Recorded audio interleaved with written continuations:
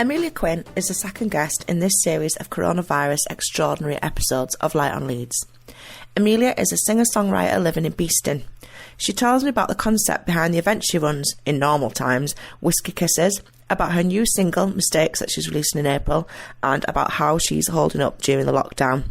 Have a listen. So for this extraordinary episode of Light on Leeds podcast, specially made for whilst we're all in the middle of the coronavirus, I have Emilia Quinn come along to speak to me. Well, not come along, do online. Hi, Emilia. Hi. At a distance, it's fine. Yeah, at a distance, we're being very responsible. So, Emilia, you're from Beeston, the same as me? I am, yeah. I live around the corner. And have you always lived in Leeds? No, I've been in Leeds for a couple of years now, but I moved here to do a postgraduate course at the uni of. Oh, okay. And I just ended up liking it, so I stayed. What did you do your course in? I did music and management. And did you find that really useful? Yeah, massively. Like, the knowledge I gained from the course was amazing. And it's helped me sort of set up a lot for myself in my own career and business-wise. That's brilliant. And so can you tell us a little bit about what it is that you do? Of course. So I'm an artist, do country music, singer-songwriter kind of thing. And alongside that, I run a gig promotions company called Whiskey Kisses, and I run that in Leeds. Oh, brilliant. And how does Whiskey Kisses work in normal times? In normal times, we have a monthly songwriters night where you get sort of 4 songwriters and they take turns playing songs, talking about their career and where the songs come from and what have you, which is a nice little sort of insight into the stories and stuff that you don't usually get at a gig. But we also do normal gigs, so live bands and stuff like that. Brilliant. So I remember when you were telling me about the whole Whiskey Kisses concept, I thought it's such a great idea. I'm so sorry I didn't get to come along before all of this happened. No, that's fine. So do people really enjoy hearing the stories behind the songs?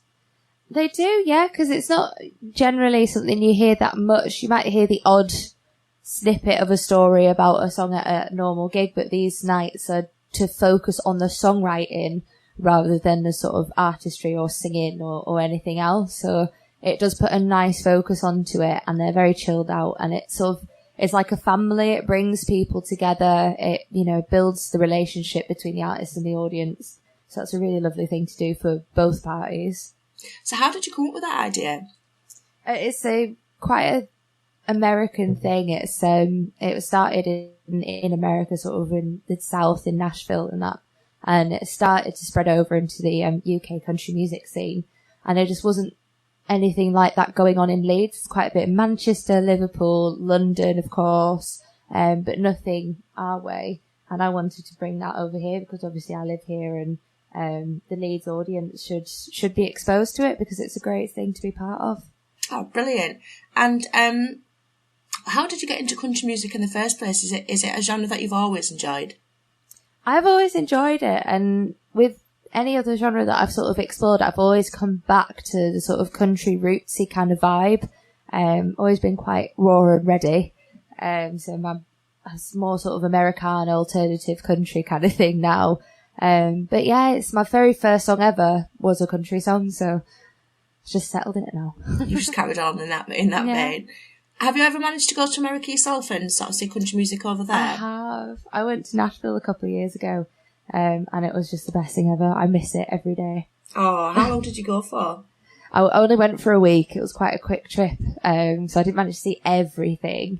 But the music and the vibes and the history as well is just amazing.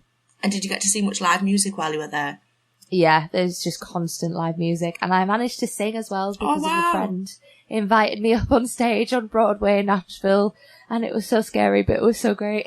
Oh, yeah, I bet that was just the best experience. Oh, it really was. Oh, fantastic. And so you were telling me that you have a new single coming out in April? I do. It's my first full band song that's going to be released. My EP that's live at the minute is called Wrote Off. And that's a nice sort of little acoustic EP. But this is full band, raw, gritty, little bit rocky, and I'm so excited to release it. Excellent. And when did you record that? So it was recorded it was recorded last year. And I always take ages to put anything out because just the process is so long to tweak everything and, you know, get it perfect. Yeah. But it's worth putting the time in, definitely. So a year later, it's coming out. Excellent. And so how did you get together your group of musicians with the people that you'd met through Whiskey Kisses? So I did it when I was, it'd be more than a year then, because I did it when I was at my undergrad uni, which was down near London, and it was friends that were on the musician courses who were absolutely brilliant. Oh, great. That sounds fantastic. So how many people in the band did you have? So I had 4, I think, if you include myself. So it's quite raw, sort of gritty basics kind of thing. I don't really like to sound too polished because that's just not me. Yeah. Like if you meet me for a drink in a bar, it's definitely not me. And so, did you write all the parts, or did you sort of write the main song and invite them to contribute? It was quite collaborative. I sort of wrote the basic, obviously the basic song and basic riff and what have you. But I like to sort of get other people's influence in because I just find it makes it a bit more interesting than if it's just my influences and my sort of music style. So anytime that I work with other musicians and stuff, I definitely give them creative freedom to write what they feel and get a sort of real mix of genres and influences and backgrounds in there. Yeah, I bet that's fantastic because I bet when you're writing, you sort of have a feel for the way that the song's going to go, and then I imagine it sort of branches into different ways when you get other people involved. Yeah, it totally gets a life of its own, and it's just so cool to watch and listen and see how other people put their spin on it. So has it been really difficult for you?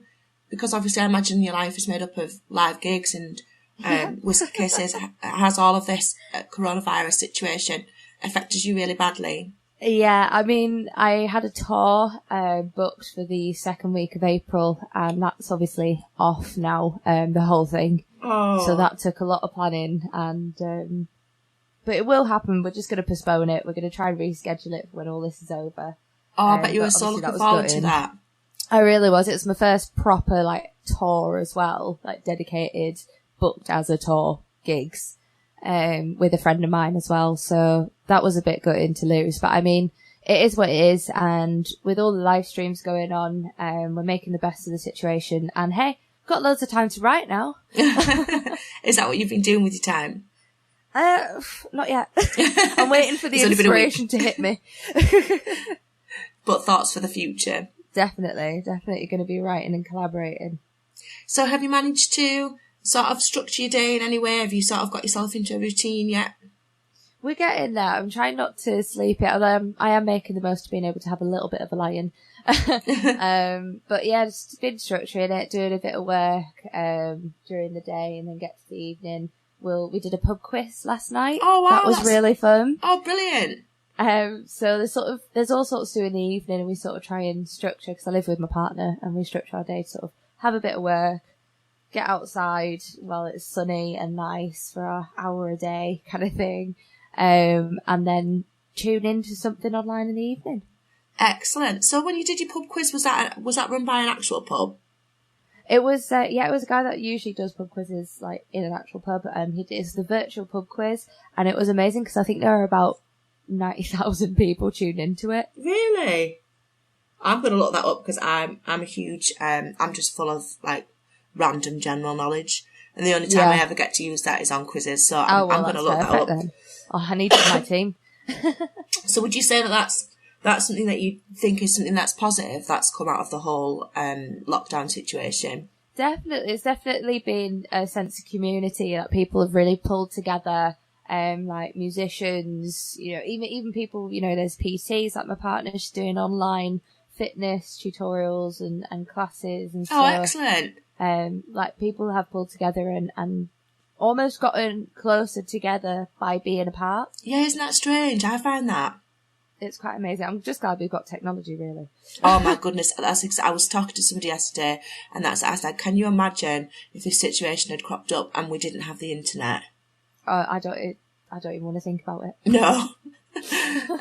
Yeah, but it is nice because I think that it feels to me like everybody's sort of checking in with each other more, making sure that everybody's okay. Yeah, absolutely. I mean, I'm quite lucky. Like the NHS applause as well at 8:00, which was just amazing. Like we could hear it even in our little ends. We're sort of on the end of a few dead-end streets, and we could still hear it and seeing the fireworks going off across Leeds, and that was beautiful. Oh, it really is, yeah.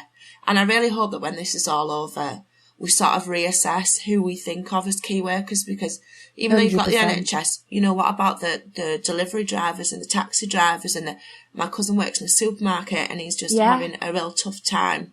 Absolutely, because, you know, they're putting themselves at risk just so we can kind of carry on our life a little bit.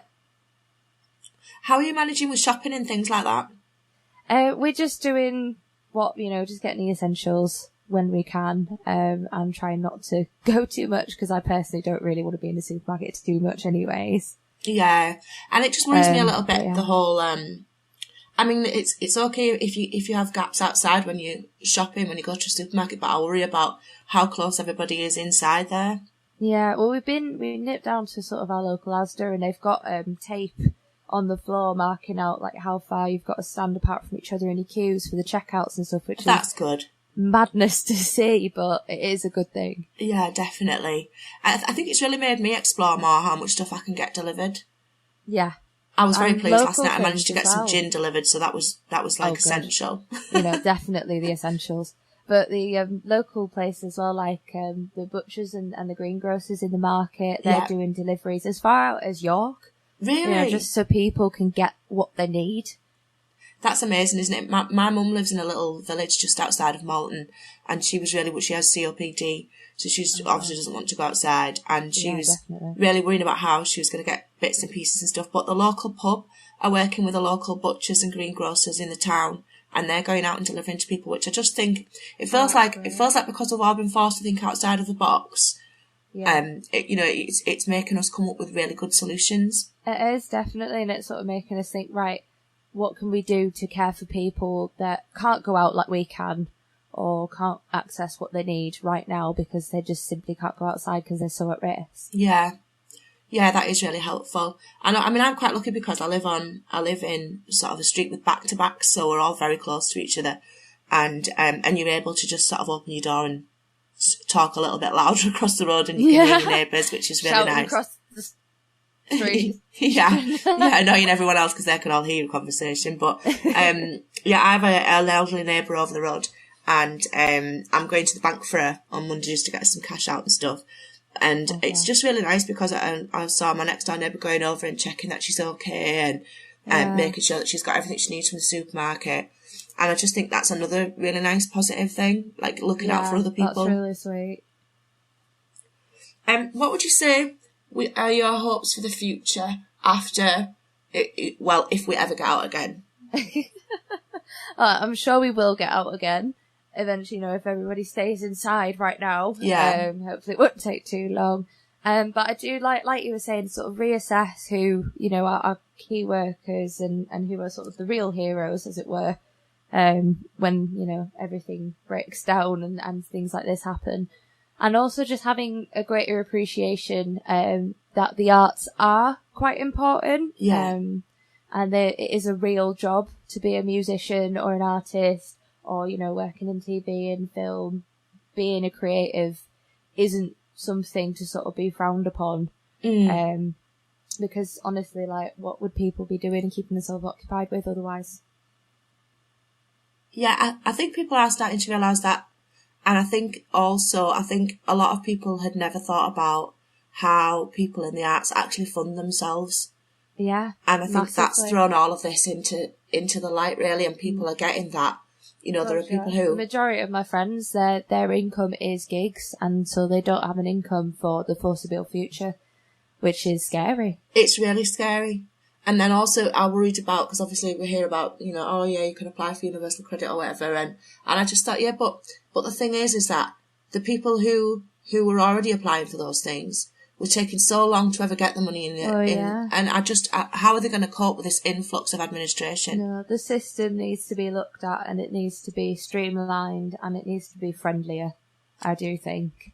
Definitely. And I mean, I worry about people who are not like tech savvy, you know, and who maybe don't have, can't get online to fill things in. I mean, because everything's online now. Yeah. I mean, that's really scary for some people, I imagine. Oh, definitely. Like, if you don't have access, then how are you supposed to live? Well, I'm hoping as well that that's another thing that we sort of look at. I mean, the whole idea of people working from home. I mean, obviously, if we can all manage it, why would we not be working from home a little bit more? Because you stop and putting pressure on, bus services and things like that, and then pollution is, you're not contributing towards that. No, absolutely. We've got the technology. Like, we need to look at how those who can have been using it well, and to sort of help and provide solutions in these times, and then look at how that can be applied to everyone when we're not in crisis. Yeah, I agree with that, definitely. So Amelia, I always ask my guests 3 questions. The first one being, what would you say is great about Leeds? I think, as cliche as it sounds, I think diversity. Just in everything.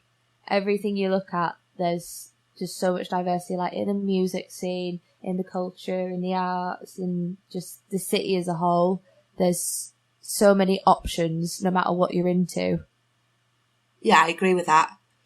Yeah, I agree with that wholeheartedly. It's one of the things that I absolutely love about living in Leeds. And I think it's just testament to the fact that you can live alongside people who are different than you in all sorts of ways. And, Absolutely. Everybody can just get on together. Yeah, and I think the universities do a lot for that as well.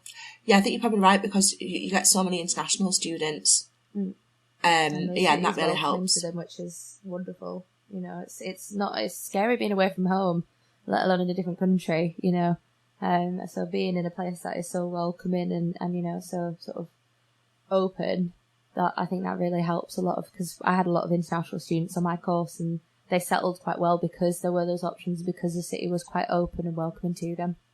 Yeah, and I've had quite a few guests who are from other countries and who are either studying in Leeds or they've ended up here one way or another. And one of the most heartening things is that's one of the things that I always say, that they feel like the city's really welcoming to them, and that it feels like home. Yeah, it really does. So where were you from originally? So I'm born in France, so I'm half French, half English. But I've lived in England most of my life, and I'm from down south in Suffolk. Right. What would you say were the differences between living in Leeds and living in Suffolk?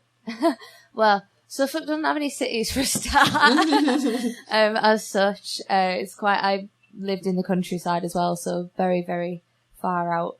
Local shop was about a 15-minute drive away. Right. Couldn't walk anywhere to get anything. So that's a big difference in moving to a city. Everything's so close, you can get to almost anything in 5 minutes. Yeah. Which is cool. And just the hustle and bustle. Not used to it yet. Still not used to it. Oh, really? So would you say that you're more of a country girl at heart? Yeah. in both senses of the word. Yeah, definitely. Although when I do go see my parents and that they're still in Suffolk, I do find it really quiet. Yeah. So hard to get used to. There's no balance yet for me. And so you still got family, excuse me. So you've still got family down there. And how are they coping with this situation? They're okay. My mum's actually a key worker. She's a teacher for vulnerable children. So she's trying to arrange online teaching for them, which is a struggle for some of them that sort of are a bit anxious and stuff. I can imagine. 'Cause it's change, it's different, it's unfamiliar. Yeah, change the routine. And if you're already sort of a bit of an anxious person, then staying the whole thing. But she taught me. I was homeschooled for 8 years. Oh, she wow, was my really? teacher for 8 years as well. But she is, and I'm not biased. I'm not saying it because I'm biased, but she is a fantastic teacher. I sort of see how she gets, or she tells me stories about how she gets on with the students, and I'm like, they are so lucky to have her. Oh, that's so nice. How did you find being homeschooled? I loved it. I mean, for me, the school system didn't work. I think partly because I'm a creative as well, and I do feel very, very privileged that I was able to be homeschooled.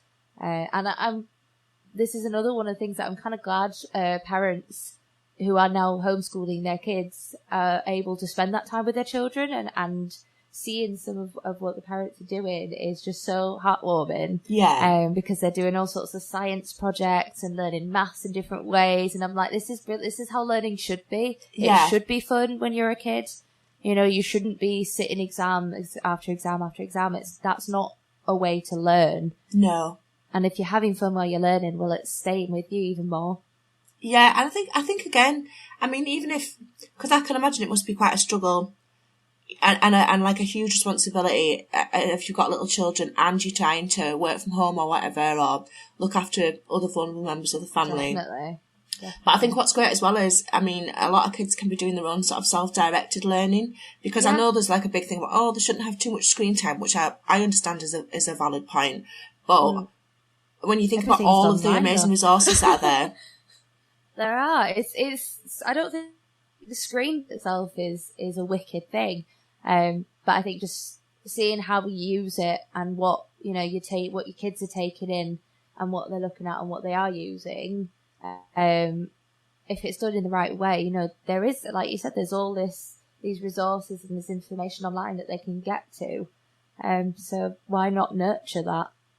Yeah, I think it's a little bit of a case of, I feel like sort of the internet and online things is something that we're sort of in now. It's all brand new, and maybe it'll take us sort of 10, 20 years before we're able to sort of stand back and really talk about what the pros and the cons were and things that could have been done differently. And I think sometimes as well, there's a bit of a thing where people sort of, if it's something that they don't really know or they understand or don't understand, and it seems modern, you know, they can jump straight to sort of thinking of all the negative things, which of course there are. But I feel like the generation of children who are growing up now, who are growing up with everything online, will be better placed than we are to sort of understand security, keeping themselves safe. Yeah, because they've had it their whole life. You know? Exactly. And I think the whole thing about like understanding fake news and checking your sources and things like that, I think that this generation of kids will be so much better at that than we ever were. I'd hope so. I mean, it just takes a quick Google, doesn't it, or fact checker and what have you to sort of find out. So I think it will also help sort of with, you know, the making sense of the world themselves and maybe thinking for themselves as well. Yeah. And thinking, well, actually, I'm not going to believe everything I read online because there's a lot of misinformation out there. And so I'm going to take my own decision to check it myself and decide what I want to follow. Yeah, that's exactly what I think. And I think as well it's quite encouraging that the kids who are growing up now will probably never read a print newspaper, so they're never going to read sort of the sort of tabloid, trashier end of things, because they'll be getting the news in different ways. Yeah.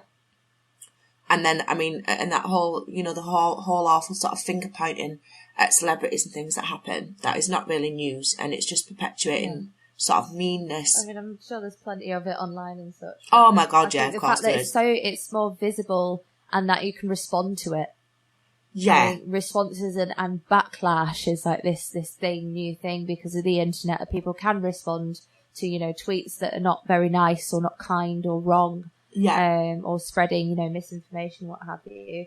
I think that's a good thing because sources such as that can be called out on what they're doing. Yeah. You don't sort of just get away with saying it and walking away. No, there's no hiding behind sort of paper and that. Yeah, you can hide behind a screen and a keyboard and, you know, there are trolls and what have you, keyboard warriors and that, but they can be held accountable because they are on a profile. You can see them, you know, you can hold them more accountable than you can if it's just printed in a magazine. Exactly, yeah. Yeah, I think in the future we'll be able to look back and sort of reassess how everything turned out the way it did. Definitely. So can you tell me something that you think is not so great about Leeds? Oh gosh. I think the bus services could be improved. That is a huge recurring theme. Yeah, funny that. I think that could do. But I think they're doing lots of work in the right direction, to be honest. Sort of as well with pollution in the city and that. Yeah. So I don't know. There's not a huge amount that I can think of. Oh, well, that's good. Yeah, they seem to be doing lots of improvements in the middle of town, and I mean, I don't know how all this stuff will continue now, but I'm really looking, as much as it's been disruptive, I'm really looking forward to seeing what the hedgerow looks like when it's finished. Yeah, definitely. I like seeing what gives, because, it's been a while. It's been quite a while. And then I think they're going to move on to sort of pedestrianising the bit where, where you can queue up for the buses near the corn exchange. Yeah, I don't think that's necessarily a bad thing. No, I mean, it's a little bit untidy, that end. And hey, we're supposed to be going green, aren't we? So. Say again, sorry? We're supposed to be going green, aren't we? So. Yeah, supposed to be doing. And then they're supposed to be like, I think the idea is that there's going to be some sort of like linked green space that goes all the way through town. Oh, that would be nice. Yeah, that would be nice. I do miss trees. Yes, it's nice to see some trees. I'm going to try and get out a bit later, actually, and see if I can have a walk around the park and get back to nature a little bit after being stuck in the house. So can you tell me, if somebody had been a long-term resident of Leeds, they've lived here for a long time, could you tell us about something that might be a hidden gem that they would never have heard of? Gosh, I don't know if I can qualify for answering this. I've only been here 2 years. I think something that might be useful to is not necessarily hidden gem within the city, but there is a service in the form of an app, and it's called Discover. Discover, yeah. And that basically shows you like an overview of what there is to do and places to eat and shop and what have you. Oh, I've never heard of that. Yeah, it's not massively known at the minute, but it does actually have quite a bit on it normally. And I think at the minute they're just sort of changing the app to show what you can get as a resident of sort of Leeds and York areas as far as local shops still delivering or doing online stores, or there's some national stuff on there now as well to sort of keep the kids busy, fitness, well-being. They're trying to sort of adapt to give people a chance to, one, still shop local, and two, stay safe. Yeah, that's brilliant. That sounds fantastic. I'll definitely get that. Yeah, I do recommend it. Fantastic. So what will you be doing with the rest of your day today? I think I will be doing a dog walk so that the dog is nice and tired out, because I've got a live stream on Instagram later on. Brilliant. For Barefaced Friday, I do an Instagram TV series usually where I play a song with no makeup on to sort of highlight that music is about ears, not eyes. Excellent. So where can people find that? People can find that on my Instagram at Emilia Quinn Music. Brilliant. I'll have to check that out. I'm writing it down as we speak. Now. And so do you get quite a lot of people following you on that? Yeah, people really like it because it's just sort of like me, a bit raw and ready as per. But it is about sort of saying, right, sort of two things, like one, music is about listening, because you do, and it's very nice when you get compliments, like saying you're gorgeous and you're pretty, and I'm like, okay, cool, but what did you think about the music? Because that's what I care about. And also just breaking up the very polished, very pretty, very nice to look at visuals that you get on Instagram all the time, and just saying, this is what I actually look like with my no eyebrows, because I draw my eyebrows on a lot. And my no eyeliner and my spotty face. This is real. This is a real person here. So, girls and boys, feel confident about yourselves, because no one looks like those photoshopped images. That is a great thing to do, and that's really, and putting yourself out there as well. It's scary. But I like it. I like being able to put that side of me out. I'm a real person, and I try to keep it real online. Oh, that's fantastic. Well, I hope that people will follow you and get to see you in all your glory. Thank you so much for coming along, Emilia. So we always have a song by a Leeds-based artist or musician, and obviously you are a Leeds-based musician, so it's your own song. So can you tell us a little bit about that? Yeah, of course. So the song is Women Like Me, and it's on my debut EP, which is available on Spotify and Apple Music and iTunes, I believe. It's sort of an acoustic-y song. Like I said, the next single will be my first band one. But it's basically just a little song about saying, hey, I put value in myself, and sort of leaving a person that didn't do that and saying, I'm going to go do this because it's what I want to do and what I see for my life, and you don't like who I'm trying to be, so you don't belong in my life. Oh, I really love the sentiment of that. I'm definitely going to check that out. I will put notes in the podcast, links in the podcast notes to all of the stuff that you're doing so that people can click through. That'd be great. Thank you. Thank you so much for coming along. Thanks for having me. I've enjoyed this. Oh, good. I'm really glad that you have. It's really nice to actually speak to somebody other than your family, isn't it? Yeah, it's nice. It's nice sort of that we have this technology again to reach out to other people. Yeah, just to be able to keep going as well. I mean, and I will say as well, thank you so much for mentioning clean feed to me, because I was really struggling, thinking, I'm not sure how I'm going to be able to carry on with this. And I wasn't sure whether it was going to record fine if I used my Tascam with Skype or whatever. But actually, yeah, you really helped get the ball rolling. So thank you so much. Oh, that's not a problem. I only know because of a radio presenter. I did a live radio show on it with Simon from Red Road Radio in Sheffield. Oh, excellent. Yeah, well, thank you so much, because, you've given me the impetus to keep going on with it. Perfect. I'm glad. Thank you again, and enjoy the rest of your Friday, and stay safe and well. Thanks. You too. Thank you. Bye-bye. Oh, I thoroughly enjoyed speaking to Emilia, and I'll be joining in to watch one of her gigs on Instagram. The song that she's chosen, Woman Like Me, she also wrote and performed, is so beautiful, and I love Emilia's voice. Stay safe, look after each other, stay inside, and wash your hands, Leeds.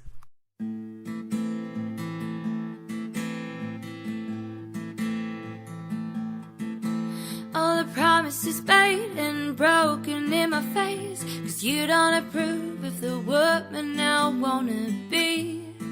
You just wanna see yourself in my empty eyes. Coming home drunk and I'm cleaning you up, while you don't care for anyone else. You wish me away and I'm happy to say that, baby, I ain't here to stay. 'Cause I packed up my things and I'm waving goodbye from the window of my Chevy truck. I'm taking myself to the Mexico sunset, 'cause really I've had enough. You don't approve of the girl that I wanna be. What the hell are you doing with a woman like me? All of the nights and all of the fights, screaming at the top of my voice. I'm easy to hold when I bend and I fold, and you kick me down to the floor. Well, I don't want it anymore. So it's you and me, baby, walking out that door. And I packed up my things and I'm waving goodbye from the window of my Chevy truck. Taking myself to the Mexico sunset, 'cause really I've had enough. You don't approve of the girl that I wanna be. What the hell are you doing with a woman like me? I know I could treat myself better, find me nicer weather in exchange for the rain. And I know I could treat myself right. I'm leaving you tonight.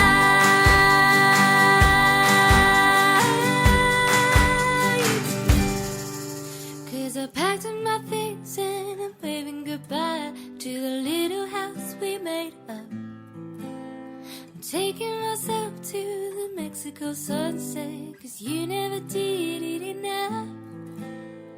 You don't approve of the girl that I'm trying to be.